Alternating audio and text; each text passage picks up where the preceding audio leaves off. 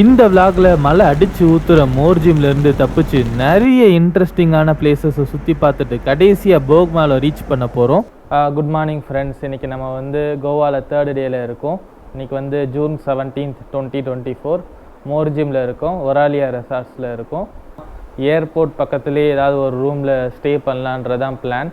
ஏன்னா எனக்கு நாளைக்கு வந்து ஃப்ளைட் இருக்குது. இன்றைக்கி தான் லாஸ்ட் டே. ஸோ ஃபுல்லாக இருக்கிறது. ஏன்னா நாளைக்கு ஒரு நாள் வேறு இருக்குது. பட் ஃபன்ஃபில்டாக இருந்தது இந்த கோவா அட்வென்ச்சர். எனக்கு ரொம்ப பிடிச்சிருந்தது. பட் நைட்டு ரொம்ப சேலஞ்சிங்காக இருந்தது. எவ்ரிடே நைட்டு வந்து ரெயின் பயங்கரமாக பெய்ய ஆரம்பிச்சிருச்சு. இந்த இடத்துலலாம் பார்த்தீங்கன்னா சிக்னலே சுத்தமாக இல்லை என்னோடய ஐஃபோனில். நம்ம இப்போ ரெசார்ட்லேருந்து கிளம்பி போர் அடிக்கிற மாதிரி எல்லா ரோட்லேயும் கோவாவில் ட்ராவல் பண்ணிவிட்டு அப்புறமா ஏர்போர்ட் பக்கத்தில் ஸ்டே பண்ண போகிறோம். இப்போ நான் ரெசார்ட்லேருந்து கிளம்ப போகிறேன். வாங்க விளாக் பார்க்கலாம்.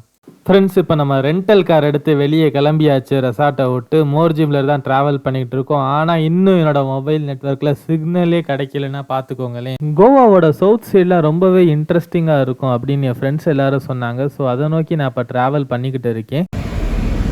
கோவாவில் ஒவ்வொரு கிராமமாக நம்ம கடந்து போய்கிட்டு இருக்கோம். ஃப்ரெண்ட்ஸ் பாருங்கள், இப்போ மாப்புசா அப்படிங்கிற ஒரு இடம் மாதிரி காட்டுது மேப்பில். அங்கே தான் இருக்கும்னு நினைக்கிறேன். மாப்புசா பிக்காலிம் ரோடு 3.2 கிலோமீட்டர்ஸ் அப்படின்னு காட்டுது. ஆக்சுவலாக எங்கே இருக்குன்றதே தெரியல. பட் ஆனால் நிறைய கிராமங்கள் கடந்து போய்கிட்டு இருக்கோம். நம்ம ரொம்ப நல்லா இருக்குது பாருங்களேன். கோவா வேறு ஒரு ஸ்டேட்டுக்கு போய் ஒரு காரை எடுத்துகிட்டு நம்ம பாட்டுக்கும் ஜாலியாக ரைட் பண்ணுறது புதுசு தான் நமக்கு. இது மாதிரி நிறைய வீடியோஸ் வரும் நம்ம சேனலில். மறக்காமல் சப்ஸ்கிரைப் பண்ணிக்கோங்க. அப்போ தான் உங்களுக்கு நோட்டிஃபிகேஷன்ஸ்லாம் வரும். பனஞ்சி அப்படின்ற ஒரு இடத்துக்கு வழியாக போய்கிட்டு இருக்கோம் இப்போ நம்ம. ஸோ பார்ப்போம் எப்படி இருக்குன்னு. வாவ் ஃப்ரெண்ட்ஸ், இந்த மாதிரி ஒரு பிரிட்ஜை நான் எக்ஸ்பெக்ட் பண்ணவே இல்லை. பட் கோவாவில் இந்த பிரிட்ஜில் ட்ராவல் பண்ணுறது செம்ம அமேசிங்காக இருக்குது. இந்தியாவிலே அதிக கார் போயிட்டு இருந்த இடம் டெல்லியாக தான் கருதப்பட்டுச்சு. பட் ரீசண்டாக கோவா வந்து அதை ஓவர்டேக் பண்ணி இந்தியாவிலே அதிக கார் மூவ் ஆகிற ஒரு இடம் வந்து கோவான்னு சொல்கிறாங்க.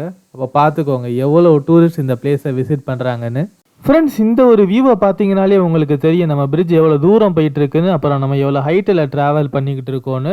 நான் என் கண்ணு கட்டின தூரம் வரையும் இந்த பிரிட்ஜு போய்கிட்டே இருக்குது. இந்த பிரிட்ஜோட எல்லையில் நிறைய மரங்களும் மலைகளும் இருக்குது. ரொம்ப பார்க்குறதுக்கு அருமையாக இருக்குது. அநேகமாக நான் அந்த எல்லைக்கு போகும்போது நிறைய மரங்களை பார்ப்பேன்றதை நான் நம்புகிறேன். ஃப்ரெண்ட்ஸ், இன்னொரு இன்ட்ரெஸ்டிங்கான ஃபேக்ட் அபவுட் கோவா சொல்கிறேன் கேளுங்க. கோவா வந்து இனிஷியலாக போர்ச்சுகீஸ் காலனியாக இருந்தது. ஒரு 1500s இந்த ரேஞ்சில். அவங்க தான் நிறைய சர்ச்சஸ் அப்புறமா கல்ச்சுரல் வேல்யூஸ்லாம் அந்த கோவாவுக்கு கொண்டு வந்தாங்க. ஆனால் போர்ச்சுகீஸ் பீப்புள் வந்து கோவாவை ஆக்சுவலாக டூரிஸ்ட் பிளேஸாக கருதலை.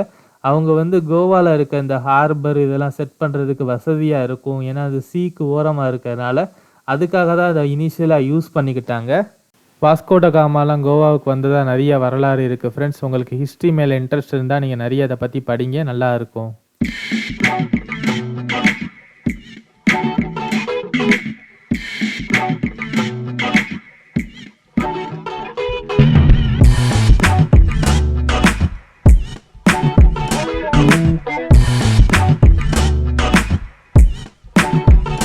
ஃப்ரெண்ட்ஸ், நம்ம 10 மணிக்கிட்ட மோர்ஜிமில் இருந்து கார் எடுத்து கிளம்ப ஆரம்பித்தோம். டைம் இப்போ 11:40 ஆகுது. ஆல்மோஸ்ட் 2 hours ட்ராவல் பண்ணிக்கிட்டு இருக்கோம் நம்ம காரில்.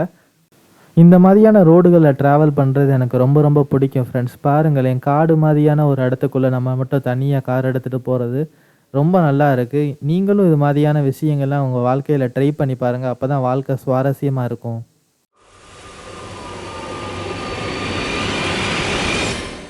ஃப்ரெண்ட்ஸ், ஒரு வழியாக இப்போ நம்ம போக்மாலை ரீச் பண்ணிட்டோம். இங்கே மரியரியோஸ் அப்படிங்கிற ஒரு ஹோட்டலில் தான் நான் தங்க போகிறேன். அதே ஹோட்டல்லே என்னோடய லஞ்சையும் முடிச்சுக்கலான்னு ஒரு பிளான். ஆலு பரத்தாவும் அதுக்கு தொட்டுக்க தயிர் அது போக பிக்கிள் ஒன்று வச்சுருக்காங்க. இந்த ஹோட்டலில் ஆலு பரத்தா 200 rupees சொன்னாங்க. டேஸ்ட்டு ரொம்பவே நல்லா இருந்தது. எனக்கு டேஸ்ட்டு பர்சனலாக இந்த ஹோட்டலில் பிடிச்சிருந்தது. இதே ஹோட்டல்லே தான் நம்ம ஸ்டேயும் பண்ண போகிறோம். இப்போ லஞ்சும் சாப்பிட போகிறோம். நான் சீக்கிரமாக லஞ்சை சாப்பிட்டுட்டு அடுத்து ரெண்டல் பைக் இங்கே ஒன்று புக் பண்ணியிருக்கேன். அதையும் எடுத்துகிட்டு நான் வந்து கோவாவை சுற்றி பார்க்க போகிறேன். போக்மாலோ ஸ்பெசிஃபிக்காக. ரெண்டல் பைக்ஸ் இல்லைன்னா கார் கோவாவில் இல்லை எந்த இடத்துல வாங்கினாலும் நீங்கள் ஃபுல்லாக வீடியோ எடுத்து வச்சுக்கோங்க. இது கண்டிப்பாக மஸ்ட்டு. அப்போ தான் நீங்கள் பின்னாடி ஏதாவது ப்ராப்ளம்னா வீடியோ செக் பண்ணி பார்க்கலாம். டபோலிம் கிட்ட தான் இருக்கோம் நம்ம இப்போது. கோவாவில் ஃபுல்லாமே இந்த மாதிரி ரெண்டல் பைக்ஸ் நிறையா இருக்கும். இதுதான் நம்மளோட புது ரெண்டல் பைக்கு. இங்கேருந்து இன்னொரு பீச் இருக்குதுன்னு சொல்கிறாங்க. அதை போய் சுற்றி பார்க்கலாம். எனக்கு இந்த மாதிரி சன்னி வெதர் ரொம்ப ரொம்ப பிடிக்கும், அதனால் நான் இங்கே வந்துட்டேன். மற்ற இடம் எல்லாமே டூரிஸ்ட் பிளேஸாக க்ரௌடடாக இருக்குது, எனக்கு அதுவே செட் ஆகாது. எனக்கு வந்து ஆள் கம்மியாக இருக்க இடம் தான் எனக்கு ரொம்ப ரொம்ப பிடிச்ச இடம். நான் அதுக்கு தான் போயிட்டுருக்கேன், இன்னொரு பீச்சை போய் பார்த்துட்டு வரலான்னு. பாருங்கள் ஃப்ரெண்ட்ஸ், வியூ எவ்வளோ அழகாக இருக்குதுன்னு பாருங்கள் ஃப்ரெண்ட்ஸ். வியூவை மட்டும் பாருங்கள், செம ஃபன்னாக இருக்குது. இங்கே பாருங்கள் ஃப்ரெண்ட்ஸ், எவ்வளோ கோகனட் ட்ரீஸாக நம்மளை சரௌண்டு பண்ணியிருக்குன்னு பீச்சுக்கு போகிற பாதையில். ஸோ ரொம்ப நல்லா இருக்குது. இதுதான் நம்ம பீச்சுக்கு போகிற பாதை. பீச் கிட்ட போயிட்டு எப்படி இருக்குன்றதை பார்த்துட்டு வரலாம். ஒரு பீச்சை இன்றைக்கி சுற்றி பார்த்த மாதிரி இருக்கும்.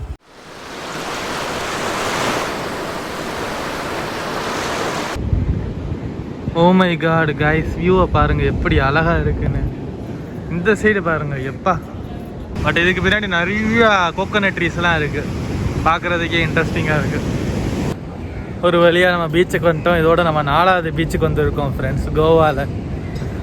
பீச் பக்கத்தில் பாருங்கள் எப்படி இருக்குன்னு, நல்லா இருக்கா?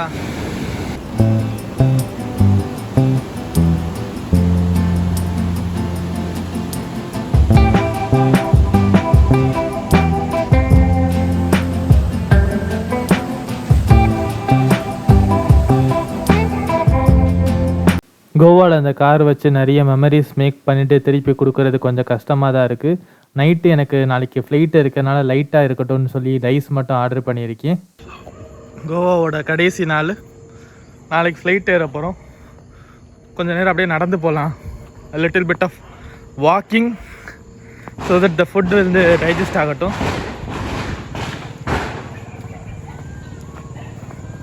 ஃப்ரெண்ட்ஸ், நான் நடந்து வந்துட்டு இருக்கும்போது வழியில் ஒரு டெம்பிள் பார்த்தேன். நான் தமிழ்நாட்டில் நிறைய டெம்பிள் விசிட் பண்ணியிருக்கேன், பட் கோவாவில் டெம்பிள்ஸ் எப்படி இருக்கும்னு எனக்கு ஆக்சுவலாக தெரியாது. அதனால் நான் கோவாவில் இருக்க இந்த டெம்பிளை விசிட் பண்ணலான்னு ஒரு பிளான் பண்ணிட்டேன். இது ஒரு ஸ்ரீகிருஷ்ணர் கோவில் ஃப்ரெண்ட்ஸ். இங்கே இருக்க பீப்புளெலாம் அவங்க ஃபேஸில் பிக் ஸ்மைலோடு என்னை வெல்கம் பண்ணாங்க. அது எனக்கு ரொம்பவே பிடிச்சிருந்தது.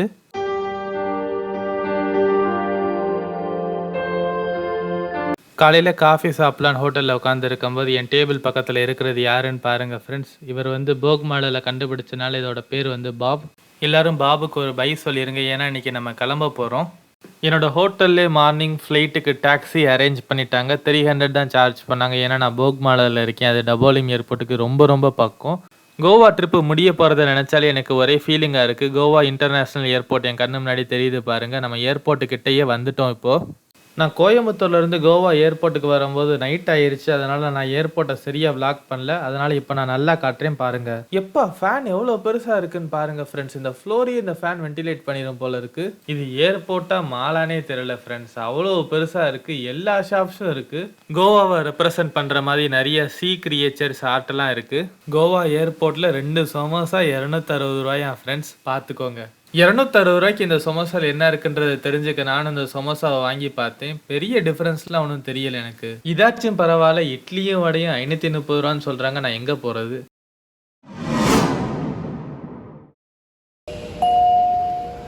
Indigo announces the departure of its flight number 6319. Goa to Coimbatore connecting ஃப்ளைட்னால நடுவில் ஹைதராபாத் ஏர்போர்ட்டில் இறங்கி இன்னொரு ஃப்ளைட் மாறணும். கோவா ஏர்போர்ட்டாச்சு மால் மாதிரி இருக்குன்னு சொன்னேன். இந்த ஹைதராபாத் ஏர்போர்ட் வந்து ஆக்சுவலாக ஒரு சிட்டி மாதிரியே இருக்குது. எவ்வளவு பெருசாக போய்கிட்டே இருக்குன்னு பாருங்கள். டிஃப்ரெண்ட் ஃப்ளோர்ஸ் இருக்குது. கோவாவை விட்டு வெளியே வந்துட்டோம்னு நினச்சாலே கொஞ்சம் சேடனிங்காக தான் இருக்குது. ஏன்னா கொஞ்ச நாள் தான் கோவாவில் இருக்க முடிஞ்சது, பட் இருந்த நாட்கள் ரொம்பவே நல்லா இருந்தது. இப்போ நான் ஹைதராபாத் ஏர்போர்ட்லேருந்து சில மணி நேரத்தில் கோயம்புத்தூர் போய் ரீச் ஆயிடுவேன்.